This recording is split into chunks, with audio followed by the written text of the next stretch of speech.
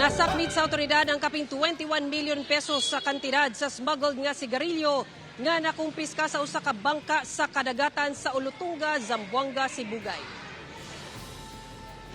Naharang sa mga personal sa Coast Guard Southwestern Mindanao ang usa ka bangka nga nagkarga og mga smuggled nga sigarilyo sa kadagatan sa Ulutunga, Zamboanga, Sibugay adlaw Lunes. Dali kining gidala sa mga otoridad sa pantalan sa Ipil sa maong probinsya ug gi-inspeksyon sa PDEA sa pagtuong posibleng duna kining illegal nga droga. Apan dihang girikisa, nasa irang karga sa bangka ang kapin 350 ka karton sa sigarilyo nga gibana-bana ang mukantidad og 21.6 million pesos. Walay napakitang legal nga dokumento ang 5 ka tripulante sa buong bangka. Sumala sa kapitan, gikan matud pa sila sa Tawi-Tawi ug padulong unta sa Pagadian City aron ihatod ang mga karton sa sigarilyo.